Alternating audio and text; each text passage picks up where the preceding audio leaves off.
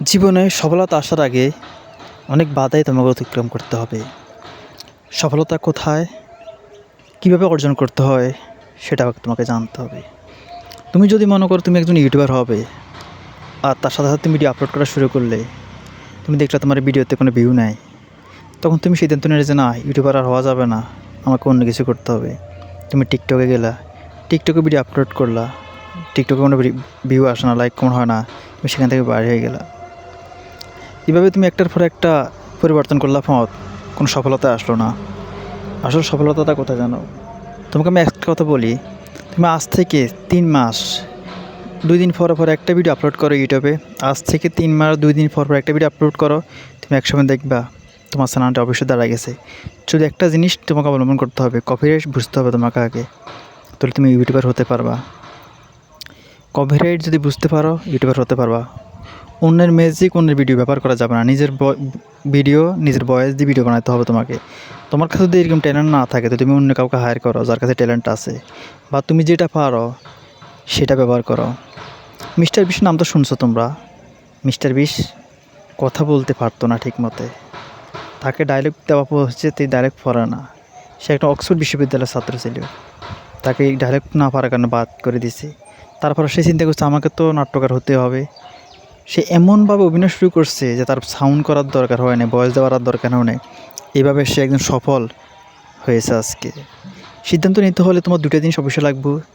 যেটা তুমি পারো সেটা করো, আর যদি না পারো তাহলে এরকম কিছু করো ওই জিনিসটা করার সম্ভাবনা যে থাকে। মিস্টার বিস্ট যেটা পারবে সে সেটা করছে, কারণ সে অজুহাত দেখায় না যে আমি তো পারি না। তোমাকে চেষ্টা করতে হবে কীভাবে করা যায়।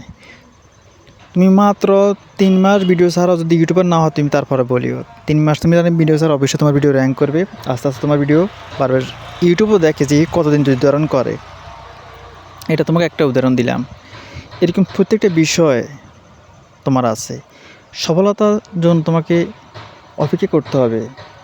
কোনো কিছুতে রাতারাতি হওয়া যায় না, সময় লাগে, সুযোগ বুঝে কাজ করতে হয়। তুমি যদি ব্যবসা করো, ব্যবসায় কি আজকে পণ্য কিনে কালকে বিক্রি করলে লাভ হয়ে যাবে? এটারও একটা সময়ের দরকার আছে। মানুষ তোমাকে চিনবে, তোমার সততা যাচাই করবে, তুমি ব্যবসা বুঝতে হবে, তারপরে তো প্রফিট আসবে। অন্তত 6 মাস ব্যবসা করলে তারপর তোমার কাছে লাভ পৌঁছাবে। তা তোমরা যারা খুবই চেষ্টা করে ব্যর্থ হয়ে বসে আছো, তাদেরকে বলছি আবার শুরু করো, তবে এবার শুরুটা লঙ্গার হোক, দীর্ঘমেয়াদী হোক, এটাই আশাবাদী। তোমাদের এমন ভিডিও পেতে আমাদের চ্যানেলটা সাবস্ক্রাইব করে ফার্স্ট থাকো। অবশ্যই আমি তাদেরকে উদ্দেশ্য করে বলি যারা ব্যর্থ হয়ে বসে আছো এখনও। আরেক দল আছে যারা শুরুই করে না, ভয়, শুরু করে দাও আর একটু অপেক্ষা করো, সফলতা তোমার নিকটে আসবে। সবাই ভালো থাকবে, ধন্যবাদ। এরকম তথ্য পাওয়ার জন্য সাবস্ক্রাইব করে সঙ্গে থাকো। হয়তো তোমার এই ভিডিওতে কোনো উপকার না হলেও অন্য কারোর জন্য হতে পারে ভিডিওটা।